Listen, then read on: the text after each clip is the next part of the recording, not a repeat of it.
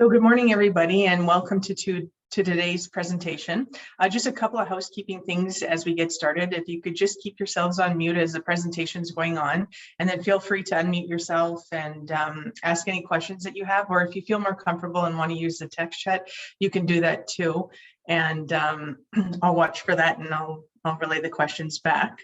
So I wanted to welcome our two presenters today, Katie Sullivan and Alison Morrison, who are both project coordinators at Women at the Center.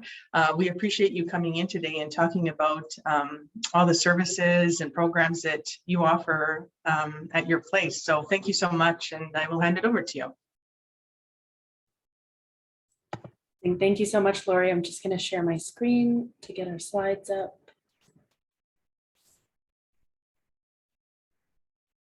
And I'll pass it over to Katie. Perfect. Thank you so much, Alison. So yeah, as Lori mentioned, so we're from Women at the Center. We're a nonprofit. We'll get more into details of sort of an overview of all the programs that we offer and really the leading values that we take with us in all of our programming. But before we get started, we'll just do a land acknowledgement. So yeah, we'd like to acknowledge that the land on which we operate is the territory of the Huron-Wendat, the Anishinaabe Nation, the Haudenosaunee Confederacy, Métis, Inuit, and Mississaugas of the Credit. This land was taken without consent, and the land is still home to many First Nations and Indigenous peoples from across Turtle Island. An inherent part of our work is taking action to disrupt and dismantle the embedded impacts of colonialism. And so we stand in solidarity with Indigenous women, girls, and Two-Spirit people and call on the government and everyone living on this land to address the genocide against them by implementing specifically the 231 imperative changes from the National Inquiry into Missing and Murdered Indigenous Women and Girls. Just want to take a moment to acknowledge where everyone's coming from. Feel free to use the chat if you'd like. I am personally calling in from so-called Hamilton. And very grateful to the Indigenous communities here. We'd also like to give a trigger and content warning, as we know that the material that we cover is quite sensitive. And so this is just a gentle reminder that please take a breath, stretch, turn off your cameras if you'd like, and reach out to support networks as needed. And feel free to reach out to us after as well, and we can share more resources with you if you need. We'll move on to our introductions. So I'm Katie Sullivan. My pronouns are she, her. I'm a project coordinator with Women at the Center. I focus mainly on our membership and also our Children Rights and Family Law Committee. And I will pass it over to Alison to introduce herself. Thanks, Katie. Hi, everyone. We're very grateful to be here with you all today. My name is Alison. My pronouns are she, her, and I am also a project coordinator with Women at the Center. I work primarily on our Transformative Accountability and Justice Initiative, which we'll talk about a little bit later. We're really looking forward to talking more about our work with you all today. Okay, so a little bit about who we are. So Women at the Center, we're a pan-Canadian, survivor-centered and led nonprofit. And we're working to eradicate all forms of gender-based violence. So we do this through personal, political, and social advocacy. And ultimately, we're dedicated to ensuring the voices and expertise of survivors are central in the implementation and development of policies and programs aimed at eradicating gender-based violence. So first, I just want to touch on use of language. So as an organization, we recognize the importance of language as a really powerful tool, and we've made conscious decisions on the language that we use. So to start, we use survivor instead of the word victim, because victim, as we can imagine, contributes to the idea that people who have experienced violence are weak, are passive, or are vulnerable, when that is not the case. We purposely use the word survivor in place of victim because people create and practice powerful tactics in their life as violence arises to survive, and it's essential to their survivor. And that's why we see those who are experiencing violence as survivors. We use the word declaration in place of story to refer to a statement of one's truth. So using the term story, we find implies that survivors are sometimes making up their experiences and leads to people maybe not innately believing them. So using the word declaration is an act of resistance against that in the face of systems trying to silence survivors and their experiences. Similarly, we use the word reported. Oh, sorry.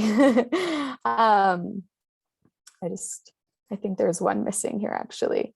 But just to add in, we use reported instead of alleged to refer to reports of sexual violence, because alleged reinforces the ideas again that survivors are making up their stories, which is not the case. And then we use the term aggressor instead of perpetrator when referring to folks who commit violence. Perpetrator is a term of a criminal legal system, and we wanted to use a term that's separate from that. We also use aggressor as a way of demonstrating that folks who cause harm are the aggressor in that instance, and it doesn't label someone as a whole who we should ostracize from society. We've chosen to use criminal legal system instead of criminal justice system to acknowledge that the system does not achieve justice for folks, nor is it a safe place often for survivors to seek justice or accountability. We use the term strangled to refer to the deliberate act of restricting airflow through someone's airways instead of choking, because choking is something that's accidental and happens on an object, while strangulation is a deliberate act of violence. And this distinction is really important as strangulation is severe. And then lastly, sorry, I said these out of order, but we use the word accomplice instead of ally to focus on the action and willingness to put your body on the line for people who are directly impacted by systemic violence and really be committed to this work. And so we want to start as well by covering a few key concepts, one being feminism. I know this word is used often, it has a whole bunch of different meanings to many people, but it's important to us to explain, to give you a sense of our definition and our values in the work that we do. So we really strive for social, political, and economic equity for all folks. And we recognize that the Western world historically and currently centers and is built around a really singular perspective that's focused on, cis male, able-bodied, white, heterosexual narrative. And recognizing only this one story causes harm by silencing and erasing diverse experiences and enables this power structure that we live in with patriarchy and colonialism and white supremacy to continue. To counter all of this, our feminism really focuses on intentionality and focuses on celebrating our intersectionalities and equity for all women, girls, and gender diverse people. It's also abolitionist and anti-carceral, which really means that we believe that the current way in the prison and legal system, the way that they define, punishment and justice is not the way to truly eradicate gender-based violence. Alison will also speak later about this more in depth when she talks about our transformative justice initiative. But we want to also say that this isn't just about moving away from prisons or defunding, but also a refocus and reinvestment in preventative and supportive community-based means of care concerned with collective well-being. So it's really doing that work all at the same time of moving away from, but also building something new and supportive to replace that.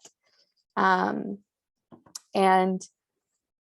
all in all, though, recognizing sort of the limitations of the realities and boundaries that we're in right now in the systems. We recognize that each survivor is unique in their understanding of justice and accountability, and we respect the decisions of each survivor to decide their route to justice, whatever that means to them. Also, as a last note, our feminism is critical and post-structural, recognizing that this work requires that we continually be reflective of our own histories and identities and how they play into how we work in these intersections and how we show up to the work as accomplices. Through our feminism, we believe survivors and know that, their expertise and declarations are the only way towards effective and sustainable practices and policies. And with that, we'll move into our intersectionality focus. So as I mentioned in the last slide, intersectionality is another key concept in this work and in general. This term was coined by Dr. Kimberly Crenshaw, and intersectionality really strives to understand and, most importantly, address the ways in which our multitude of unique and intersecting identities come together to influence our experiences, with oppression and power. And these identities dictate, our capacity to access human rights and opportunities. And I just wanted to bring up, back in March, our executive director, Nneka McGregor, was part of a great group of individuals with the Good to Be Good Foundation, sharing a real call to action for all levels of education, nonprofits, hospitals, the gender-based violence sector, families, workplaces, and government to really get intersectional and to have, the courageous and potentially uncomfortable conversations that acknowledge that we don't all have the same experiences. And we want everyone to be challenged to really carve out that space and time to understand what those differences mean in other bodies, in our bodies, and our social locations, for safety, for work, for learning, for play, and for our overall being. At Women at the Center, we commit to continuing the fight for intersectionality until all, and this was said by Nneka in that video, until all can really live and love in their bodies unapologetically. And that's acknowledging, all of our stories and not only focusing on the one that I had mentioned in the last slide. Progress for some is not progress for all. And at our agency, at Women at the Center, we're moving forward with this work only with everyone. And we really want to acknowledge, the radical strength that disabled, queer, and marginalized BIPOC women and gender nonconforming folks that you all bring with you and you show up with every day to exist in a world and have acts of resistance in a world that was built to try and continually take our power away from us. And we want to honor everyone here and beyond that continues to love and honor each other despite all of that, and build relationships where we can really transform these systems and build a world that acknowledges all of our intersections. And so going into sort of an overview of gender-based violence, we acknowledge it as something that's really systemically rooted violence based on someone's gender. And this occurs everywhere, interpersonally, in communities, systemically, and institutionally. Specifically, women, girls, two-spirit, trans, and gender diverse folks are the most impacted by gender-based violence. It is a universal issue impacting individuals, families, communities, societies, values, policies, and practices. So we see this absolutely everywhere.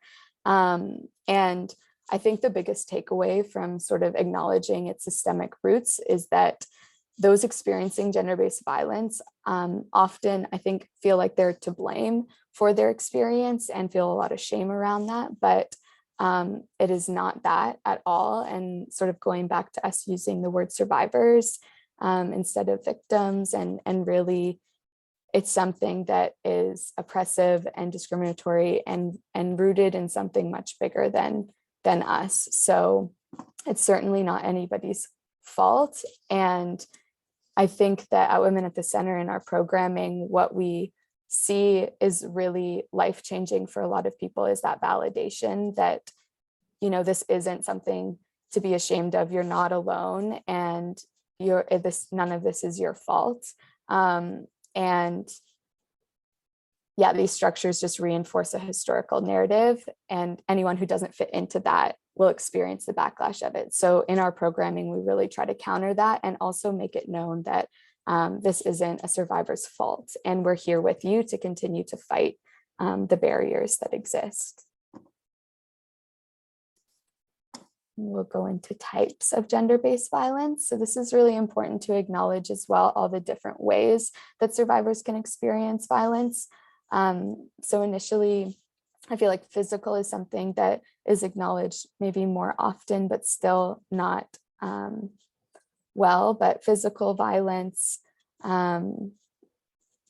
emotional violence, psychological, financial, sexual, and structural and systemic violence. So yeah, as I said before, sort of all of these, you can be experiencing one, multiple, many at the same time. I think as far as structural and systemic violence, it's something that we all experience, and it's sort of written into, policies and sort of the structures that we live within.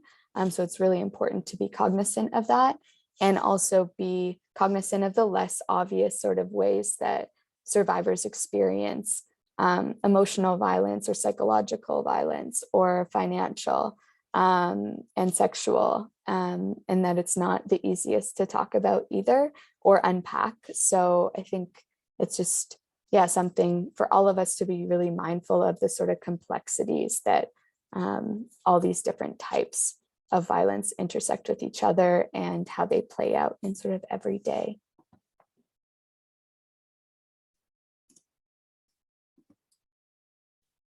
And so we'll go into what we do to sort of counter the gender-based violence that exists today.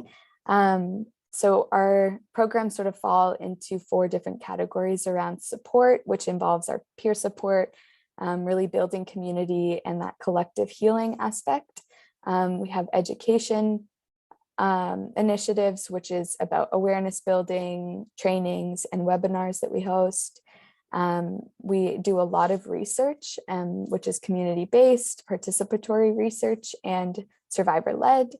And then lastly, advocacy, which is again focused around lived experience as expertise in the center of policy reform. And we'll get more in detail into this. So with our membership program, so it's free to become a member.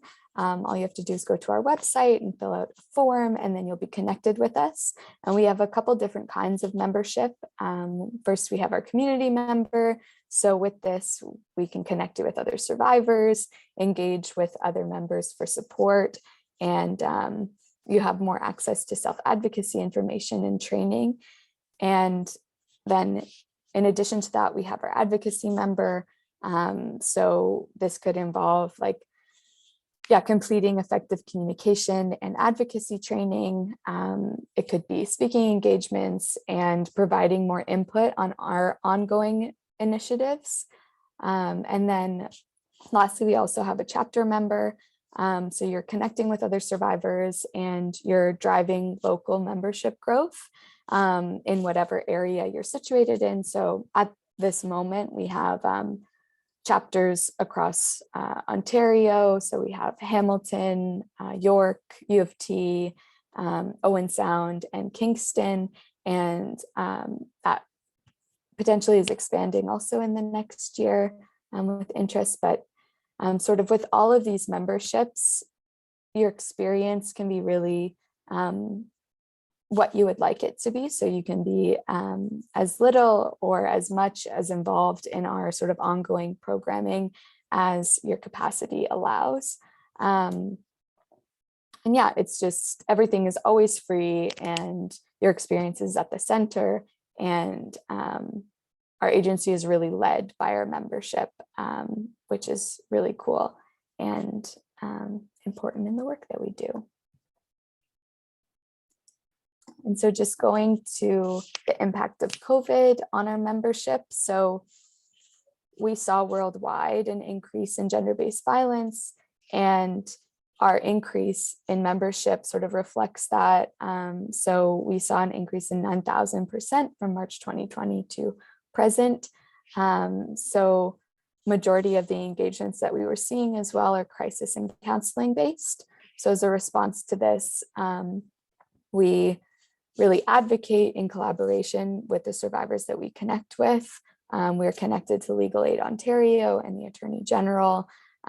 We do a lot of family court advocacy, welfare, housing, and we really expanded and developed our virtual initiatives around, we have a C6 survivor-led peer-based counseling program, which we'll talk a bit more about later.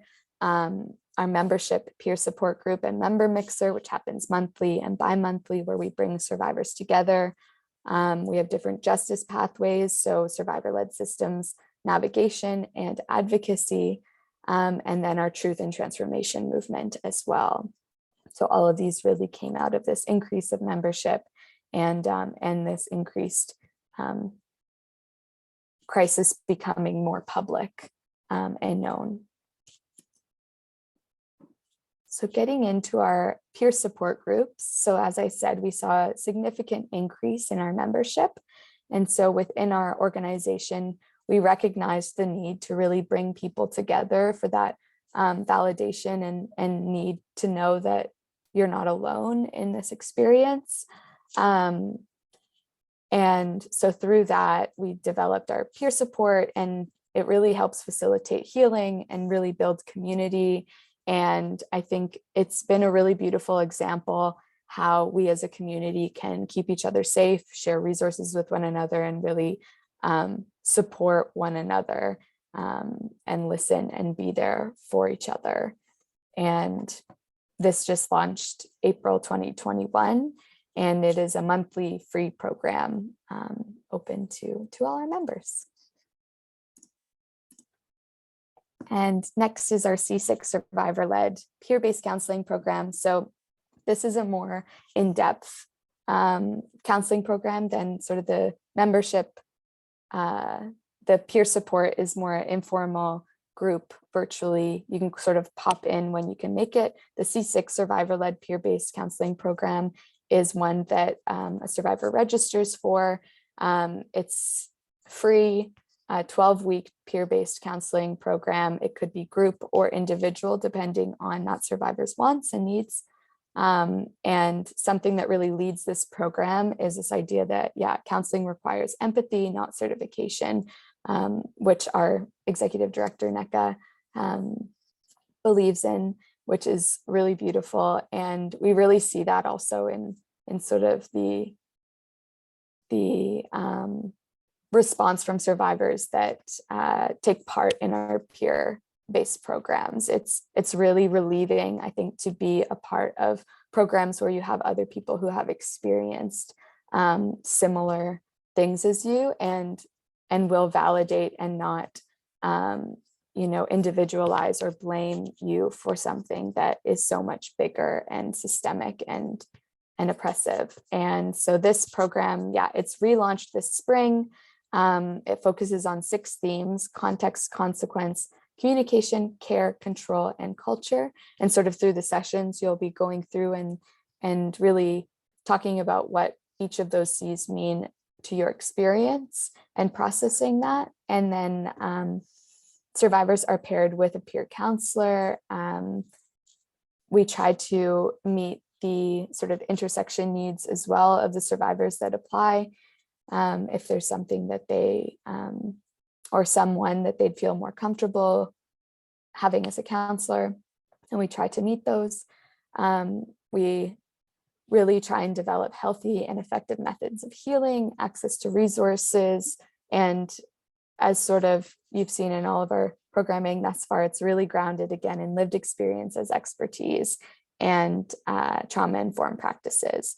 And so this is currently on with us right now, and the deadline for registration is June 15th, 2022, if anyone is interested or wants to share that resource. And I will pass it over to Alison to talk a bit about our research.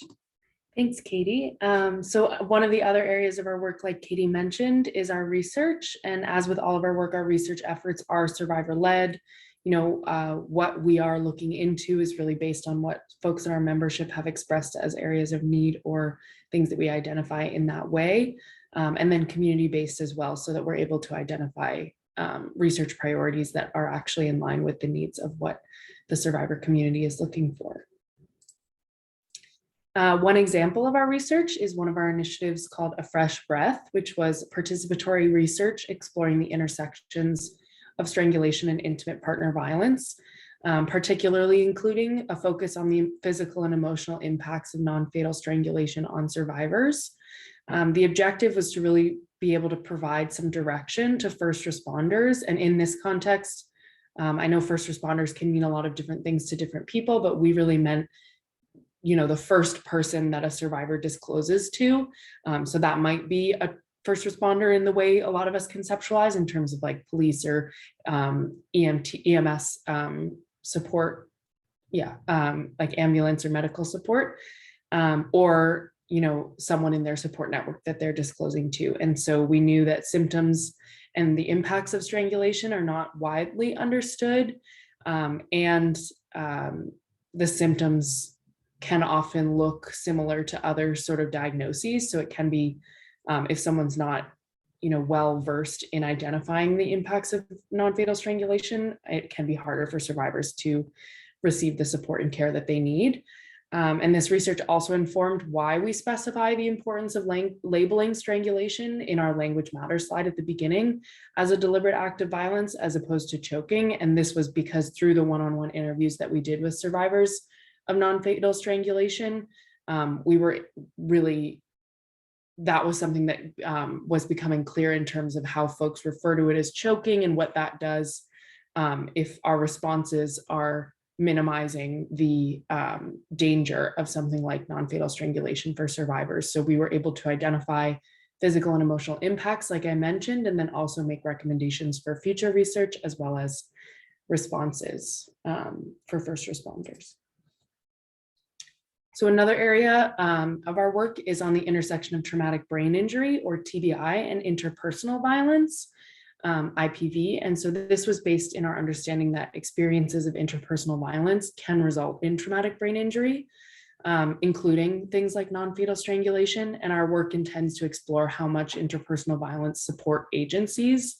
So for example, agencies providing counseling or frontline support to survivors of gender-based or interpersonal violence, how much they know about traumatic brain injury in the populations that they serve, and if how just what their understanding is in that context. And this is because, as I mentioned, sort of in regards to the Fresh Breath work, the symptoms of TBI present in many different ways for different survivors, and can often appear or are misdiagnosed as mental health disorders or diagnoses, or other physical or emotional, other physical diagnoses that then limit the ability of survivors to receive the actual support that they need in terms of supporting accessibility or accommodations about how they need to access services because of their TBI. And so we're looking into conducting more research on this intersection, as our responses to IPV and TBI can be somewhat siloed depending on the understanding in either sector. And so as a bit of a plug, we are actually hosting a webinar on this topic on June 20th from 12:30 to 2:30. If anyone is interested in hearing more, and I think Katie can put the registration link in the chat, or we'll also follow up with you, Lori, with that information too. So as I mentioned in my introduction, I work primarily on our next initiative, which is our Transformative Accountability and Justice Initiative. And so this is really an alternative model of justice developed outside of the criminal legal system based on transformative justice frameworks developed by Black, trans, and disability activist communities in the United States. And so the values of these transformative justice frameworks that we were looking into recognize the role that the state plays in perpetuating cycles of violence, through our responses being harmful and introducing more violence into already violent situations. And transformative justice really grounds responses in community compassion and accountability. So we developed our model through research with survivors of sexual violence, which included conducting interviews and focus groups, during which we heard, we were asking and interested in how survivors felt about what justice and accountability meant to them, for one, and then also if their experience navigating the criminal legal system, if they reported or if they didn't report, achieved what they were looking for in terms of justice and accountability. So we interviewed survivors who did not report and survivors who had reported and gone through some sort of formalized process with the criminal legal system. And so what we heard really was that the current criminal legal system options were not achieving what survivors were looking for in terms of justice or accountability for the person who caused harm, and at times could be quite violent and harmful for survivors by putting them, requiring them to be cross-examined or things like that. And there was not that sort of understanding of believing survivors in the same way. And so our model, like I said, is based on transformative justice frameworks developed in the US, and it views justice as embodying 3 fundamental principles, including accountability and behavioral change, survivors being heard and believed, and societal acknowledgement of the role that we all play in perpetuating violence. And so on this slide, you can see our transformed Lady Justice graphic, where some of you may know the version of Lady Justice has a blindfold and a sword. And so we have adjusted this where the blindfold is removed so that the law sees injustice and obstacles faced by survivors. The scales are still reflective of the need for balance in administering justice, and her sword is now a megaphone to amplify her voice and declarations from other survivors. And so for more information on our model, I can also put a link in the chat and send some materials as a follow-up too. Our next initiative, one of our newest initiatives, is the Truth and Transformation Movement to advance gender equity for Black women, Black girls, and Black gender diverse folks in Canada. This is also the first work of its kind in Canada, so we're really excited about this work, centering the experiences and declarations of Black women, girls, and gender diverse folks in the context of gender-based violence. And so some of the objectives include convening a national steering committee, explicitly centering members of the 2S LGBTQ+ community, especially Black trans women and girls, and filling the lack of race-based research and data on gender-based violence experiences of Black identified women, girls, and gender diverse peoples, so that we can support and advance gender equity in with that data. And so if you're interested in hearing more about that, I would say keep an eye on our social media and website for news about this movement as it progresses. The final initiative within our research work that we wanted to highlight today is our Embedding Resilience and Grounding Resistance Anti-Human Trafficking project. So this initiative was motivated by our knowledge that 9% of our members identify as survivors of human trafficking or labor and sexual exploitation.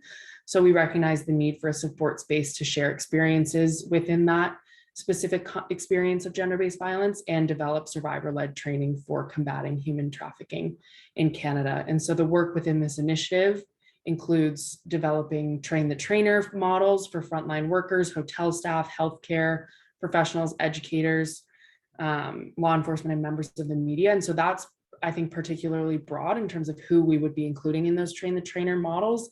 And I think it's really recognizing how much of the community can be involved with interrupting exploitation in this way. And additionally, we'll be conducting ethics approved research with survivors of human trafficking to identify better strategies that disrupt and deter trafficking in Canada, and focus on distinguishing the difference between sex work and human trafficking, because we know those can be conflated in a really problematic way for survivors. And more information can also be found on our website and on our social media. But I also wanted to highlight that if you do, I know we're going through a lot of information, so if you do have any specific questions, we'll also leave our contact information with you also, that if anyone has any questions they want to follow up with. Another area of our work is our education. So that includes awareness building, training, and webinars, either for survivors connected to us in our membership program, depending on the needs there, or we also facilitate trainings and webinars for community partners or for the broader public. And so we just have a few, again, initiatives that we wanted to highlight in this area of our work. Our first example is the Sisters at the Center program, which is in collaboration with Newcomer Women's Services Toronto. So we co-facilitated the program with Newcomer Women's Services Toronto for the first time last fall. And we're so excited to be able to continue the program this year as well. Sisters at the Center included training on our C6 peer-based counseling framework that Katie mentioned earlier. So it's a similar framework around how to provide peer support to other survivors. And then that also includes part of our Silent No More training for sisters from Newcomer Women's Services that identify as survivors of gender-based violence. And I'll talk a little bit more about Silent No More in a minute as well, but just wanted to highlight that it was part of this programming. And so this really just contained training and mentoring sessions initially for the sisters. And then the culmination of the program was a one-day summit on themes that the sisters had identified relating to gender-based violence. And the summit included something called Forum Theater, which for those who may not be familiar, the sisters facilitated a scene essentially. So they all acted out characters during which there were some problematic themes or behaviors demonstrated by characters in the play. And then following that, the audience was invited to get involved by either you could ask questions to a character or you could act as one of the characters to sort of demonstrate if ways to interrupt the violence or problematic behaviors that they had witnessed. And so that was it was a really powerful event, and we are going to be able to continue the program this fall. And so I believe there would be a summit again. So that's really exciting. And then the Silent No More program that I mentioned, it is a standalone program, but sometimes we incorporate it into other circumstances as well. And so it is on its own a unique 12-week training program offered by Women at the Center, developed by and for survivors of gender-based violence. And the modules include critical theoretical concepts and frameworks with reflective activities, exploring gender-based violence. And these really are just designed to provide survivors with ways to contextualize the violence that they experience, tools and resources for self-advocacy and social justice skills for survivors to learn and implement when experiencing or navigating violence. And so what it looks like in practice is the modules are in workbook form, so survivors can work through them at their own pace. And there's quite a few workbooks. You know, some include advocacy in theory, advocacy in action, the role of community and things like that. And so it's really about a comprehensive contextualization of gender-based violence. Lastly, for education, we wanted to highlight our webinar series. I know I mentioned our upcoming TBI and IPV one earlier, but we do host quarterly webinars on various topics relating to gender-based violence. And some past webinars have included self-representing in the family legal system, a survivor-led presentation. So that included members' experiences navigating the family court system and what motivated their decision to self-represent. We also had a webinar on the intersections of fat phobia and gender-based violence, the importance of peer support, as well as on transformative justice. All of our past webinars are on our website if anyone is interested in watching them. And as I mentioned, we do have our upcoming webinar as well, if you are interested in hearing more about TBI and IPV. And that's just some of the work that we do in education. So I'll pass it back to Katie to talk about our advocacy.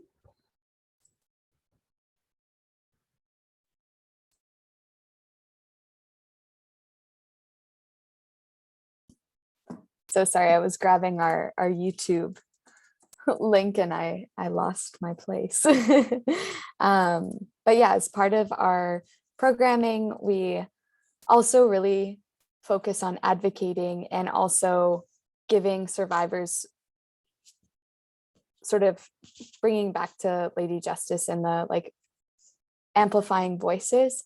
We really want to focus on elevating survivors' voices and experiences, and that leading their advocacy and us being able to support with that as best in whatever ways that they'd like support.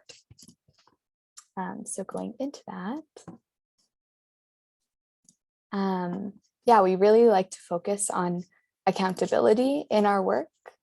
And we describe this as the intricate and ongoing process through which individuals, communities, and systems acknowledge, critically reflect upon, and respond to the harms caused to survivors and collectively take action to support survivors, transform policies and values, and prevent further harm. And so sort of around this, an example I like to think about is within the legal system, one thing that survivors sort of going into either the criminal system or family law and interacting with experiences of gender-based violence, something that has been widely shared is that often survivors just want to ensure that it doesn't happen to someone else. And so that involving this sort of transformative experience where we actually work through what's happened. And like we've sort of stated here in our definition, to really transform the values that like made it so that gender-based violence exists. So to sort of unlearn what we've learned and then relearn and heal and move forward, and making it so that we don't have to erase other people's stories to move forward in that, and sort of, remaking that all together as a community, whether it's as an accomplice, as a survivor ourselves, supporting others, or in sort of more community-based advocacy as well. Moving on to sort of some examples of how and why we engaged in advocacy during and before COVID. Again, it's survivor-led, ground up, and focused on that systemic accountability and responses. So looking at our programs from and through our members. So what does support look like for our members, and really meeting them there? What systemic barriers and service gaps are survivors sharing with us? And sort of, as we've mentioned before, that could look like access to Ontario Works or housing services, and really meeting them in where they need support the most, and advocating with them and centering their voices and experiences, so they can sort of mobilize out of the place that they're in, if that's what they want. And we also have our Children's Rights and Family Law Committee, which I mentioned sort of is one of the programs that I focus on. And it's a group of survivors that have navigated the family legal system, and we work together to eradicate barriers to access services for other survivors and their children. So there's a few different pillars that are involved in this. So it's we have a family law innovation pillar, research, accountability, family responsibility office, and then we're engaged in a literature review, an environmental scan, and family court watch. And so it's really right now, like, for example, the innovation team, which is comprised of members and survivors that are really leading the development of a guidebook for survivors navigating the family legal system. So we're pulling together all these resources that would assist what it looks like to find a lawyer, to interact with legal aid, where to get advice, what to do depending on where you're at in your experience. And then, what does self-representing look like? What does the experience look like while you're going through your court process? And so it's a really beautiful way that people have sort of been able to share their stories, again, take away that like shame and blame that the legal system we're dealing with now sort of really puts on survivors in their experiences. And also moving forward, looking at, what changes to the Divorce Act, or what changes to what's in a child's best interest, what that really means in reality, not in these like really confined definitions that we're given in the legal system. We also have justice pathways, which are survivor-led systems navigation and advocacy. The purpose of this program is really providing trauma and resilience-informed practical and emotional supports to survivors who are navigating various systems, and really just trying to meet a survivor with compassionate support from folks who share, that deep understanding of experience. And addressing the barriers that our legal system endlessly challenges us with. Moving on to safety planning. So this is another resource that we share with members and survivors.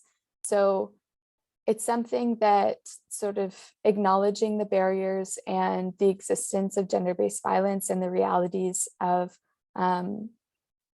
sort of not being able to maybe leave or remove yourself or children from the presence of violence. We have safety plans that, yeah, they work. They don't predict behavior of the aggressor, but they outline sort of individual strategies for a survivor's safety and for their family. So there's sort of all of these sort of steps that we can take to make sure that we're connected as a community to be able to support one another and keep each other safe as best as possible.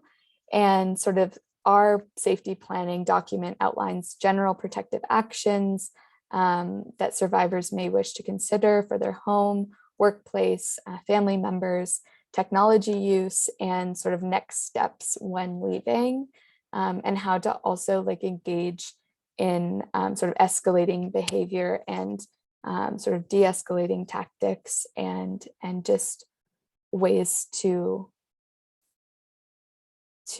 advocate for themselves as safely as possible. It also outlines legal rights, highlights strategies survivors may already use. And one example of this is silence as a form of resistance, as sometimes, interacting, as I sort of mentioned before, can escalate. But, really this planning is, I just want to stress that it's really individualized. So it's one-on-one work that we can sort of make together.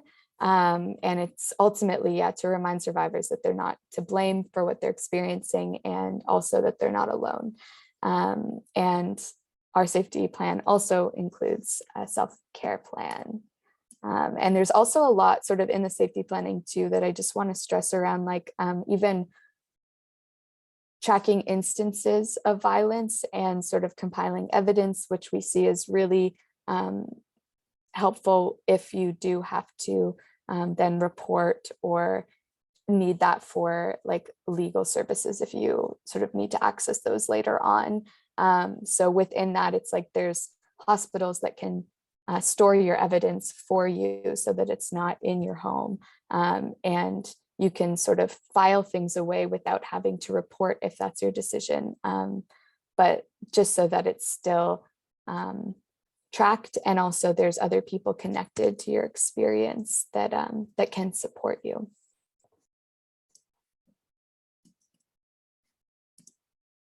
So just more on this, sort of tips for safety planning. So just some general how to support survivors. So really respecting confidentiality and building that trust and rapport, respecting comfort levels and privacy, actively listening. So eye contact, validating, really believing in the declarations that a survivor or a person that's entrusting you are sharing with you. And then addressing sort of basic needs. Does this person have access to food? Do they have access to housing? Are they safe? And then respecting a survivor's rights and choices. So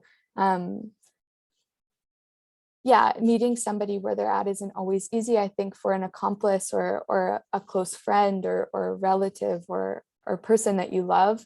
But really just respecting those choices allows you to have a relationship and be a support for what that person needs in that moment, and just sort of making sure that the lines of communication are just open and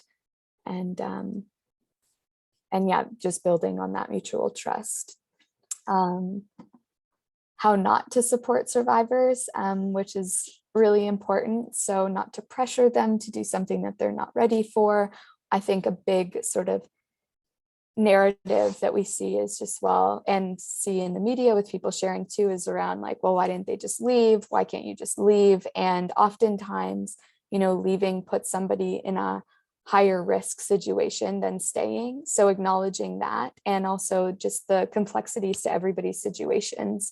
And, if they do leave, then what's the access to housing look like, or food, or yeah, that person retaliating and finding them. So there's just so many things to consider. And I think just acknowledging the complexity of that and removing like personal pressuring on somebody else in this position is just really great to be mindful of. Asking questions that begin with why, instead of, again, this like judgment of sort of, yeah, just staying away from judging, of like, how did you get into this situation? Why are you in this situation? Yeah, why are you with this person? Just staying away from those, and really addressing where that person's at in that moment and the support that they're needing. Staying away from making assumptions, and yeah, not breaching confidentiality. I think asking for consent is a really important thing when working with anyone, and just checking in and making sure. And if somebody comes to you with disclosing something, and just thinking that if you'd like to offer them a resource or share their story with someone else who might be able to help, it's as simple as just asking, like, is it okay with you that I share this with this person? And just building on those, really strengthening our communication skills, to always just checking in with a survivor, making sure that their autonomy is at the center of how you're moving forward in the relationship. And with that, I'll pass it over to Alison to talk a bit about self-care. Thanks, Katie. So as you heard from Katie, our safety plan does include a section around self-care planning as well. But we wanted to spend some more time discussing what self-care is, what it's maybe not, what it can look like, as we know the importance of taking care of ourselves, both for survivors and for folks supporting survivors as well. So self-care is basically anything that is taking care of yourself, including deliberate actions and behaviors, preventative actions, response or recovery, treatment, care, and more. And so it is both things that we have to do to take care of our bodies and things that we get to or want to do to take care of our bodies. And it can also build self-compassion as, reinforcing that we're worthy of care and love and time for ourselves. Although I do want to add, I think talking about self-care sometimes can be a bit preachy, because I think it's something that's not always the most accessible for folks. And we're going to talk a little bit more about that as well. But the goal of including the self-care strategies in our safety plan is also as a way to celebrate survivors' resilience and things that they are already doing to take care of themselves and their families, and to keep themselves and their families safe. And so we just wanted to provide some more examples of what self-care can look like. And I think in this context, it can also be, it can be nice to have these examples if you are supporting a survivor to do a safety plan, because we know if we're meeting folks, where they're at, they may have differing understandings of self-care and maybe different experiences. And so it can be supportive to have some examples to suggest in terms of if someone doesn't have a lot of ideas. And so in staying in line with the things we get to do and things we have to do, financial and work care, those things may not initially look like care, because I think we're all sort of socialized to think self-care is a lot of like taking baths and doing, skincare and things like that, which it is. And then it also is more than that as well. So things like budgeting and money management or setting work boundaries, those I think are also ways that we are taking care of ourselves and may not realize it. And then, some of the things that come up for a lot of folks when talking about self-care would be things like stretching or walking or exercise and things like that. So like I said, we do recognize how individual self-care has become in terms of somehow being the end-all be-all solution to all of our problems, and how that can sort of build into blame or guilt for folks who don't have as much time or accessibility to things that we think of as self-care. So while we encourage everyone to take care of themselves and to talk about self-care with folks that you're supporting or are in your support network, I'll pass it over to Katie just to pass over to talk about community and collective care as well. And I know we might be going a little bit over time, but we're almost up. Yeah, I won't be long, but thank you, Alison. And yeah, I think that self-care part is just really important to this work. And And sort of also debunking the idea that someone needs a lot of money to practice self-care, or you know, you need access to all of these resources to really care for yourself, is just not true. And even, you know, whatever that means to you, getting up in the morning, getting dressed, like those are all acts of self-care, and it's radical and really important to us building resiliency and coming together.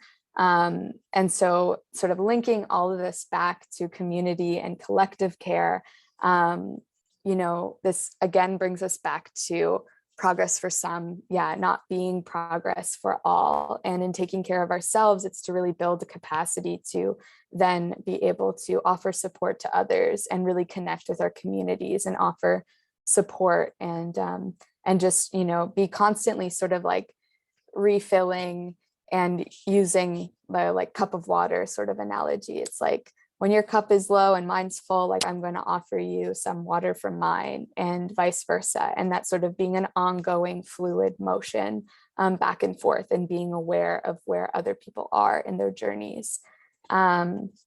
Because my care should not come at the expense of somebody else's. And sort of, so looking at this, it's like having the capacity to support yourself, we believe, is powerful when paired with advocating for change for everyone, and really being in that struggle together.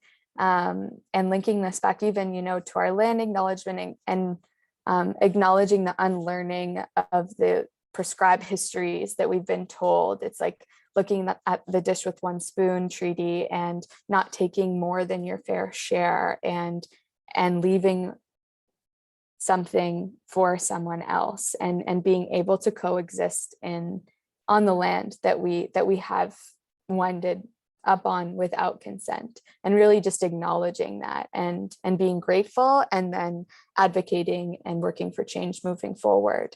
And then more on just, you know, getting comfortable receiving care from others, because I think, to Alison's point around, you know, us all being so siloed and put sort of your responsibility is yourself, and you should be able to take care of yourself.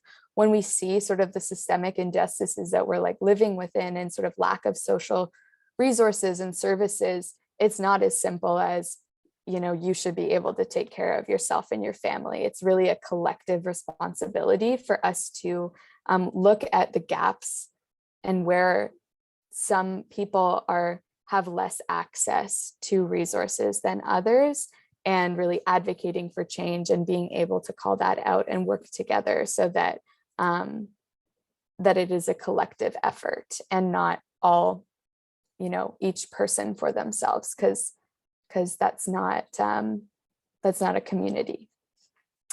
And then sort of lastly, I'll wrap up with a note on sort of that overall neoliberalism, self-care, and community care. So again, just really stressing that self-care has been co-opted by this like individualization, which just puts a lot of blame and accountability on the person, and similar to, you know, survivors being blamed for putting themselves in situations or being in certain situations, and it's not that at all. And we need to acknowledge that, and start acknowledging the strengths in each other when we come together, and really fighting for that equitable access to human rights and opportunities, and not ignoring sort of the complex realities that we're in, where we are heavily dependent on our government funding, and sort of the limitations and barriers that we exist within. It's not as easy as, you know, reporting an instance of violence to the police, because of sort of everything we've talked about as well, not being believed, and sort of needing to meet all these check boxes. But altogether, I think that focusing on care being really connected to one another, that all works to debunk the idea that we're separate, and each of these fights are separate from one another. They're all really intertwined, and sort of that's sort of what we're trying to do as well in our programming, in connecting and building community, is that we each are entitled to our stories, and building places where all those stories can live with each other, and we can honor and build worlds where we're advocating for each other and really able to, as we sort of mentioned earlier, like living and loving unapologetically and safely too. So yeah, and with that, we'll wrap up. If there are any questions, yeah, we're happy to answer. I know we're sort of right over 12 o'clock, but we are here. No, I don't know, Sean, if you have any other questions, feel free, you could unmute. I don't have, well, I've got a million questions, but thank you. You've given so much information. I really think that this is, everybody needs to know this. Everybody needs to, this should be mandatory stuff, especially us as women and you know, as business owners, we come into, well, just people, we come into contact with people all the time. You don't know what you don't know, but even just to have that awareness and in a way now some resources, you know, what you're doing, Women at the Center, it's so valuable. I've got, my daughter works as an occupational therapist in mental health. I'm involved with an organization here called Greenwood Coalition, and it's walking with people in the community. It has enriched my life so much, and just having that awareness, and it's not like a, you know, you feel better because you just helped someone. It's just, you need to know this stuff. So I wish there were more people here. I'm going to spread this word loud and far, and thank you. Well, thank you so much for being here. And yeah, I think the business owner piece, I think that's really important as well, because, you know, I think a lot of times discussions around gender-based violence and feminism and things like that are sort of relegated to be in their own space. But I think, you know, as business owners or folks who work in environments that maybe don't spend a lot of time talking about social issues because you're running a business or whatever, like you are, whether or not they have disclosed, you are interacting with folks who have experienced gender-based violence. And so how we can collectively be better, you know, support or yeah, advocates alongside folks who maybe aren't wanting to disclose in the workplace, but just having discussions in the workplace that, you know, let folks know that they would be supported if they felt that they wanted to disclose or access support through you. But yeah, thank you so much for being here. Well, and even just learning the language, you know, so many times you just don't really know what to say, but learning that language is so much, is hugely helpful. The business that I'm in, there's a lot of sort of community that's involved, and you never know where that conversation is going to go. So this is just as important as what I do for work. That I'm gushing. I can't say enough. It's genuine, and thank you. Well, thank you. Yes, for sure. Absolutely. I mean, there's a ton of information, and I'm so glad that Elizabeth connected us with you guys, because I mean, I learned a lot from this presentation, and I'll certainly share it. And like I said, there's some people that, you know, weren't able to come because just as the sensitivity of the topic and stuff like that, right? So we'll be able to share it with them. And yeah, thank you so much to both of you for coming. Thanks, Sean, for attending. And we definitely would love to have you back in the fall or something like that. And we'll keep in touch. And yes, thank you so much again. I really appreciate it. Brilliant. Well, I hate to cut everybody short. Sorry, just the next webinar is going to be coming. So I just want to say thanks again, everybody. We'll talk to you soon, and have a great rest of the day. Thank you so much. Thank you. Thank you. Talk to you guys soon. Bye.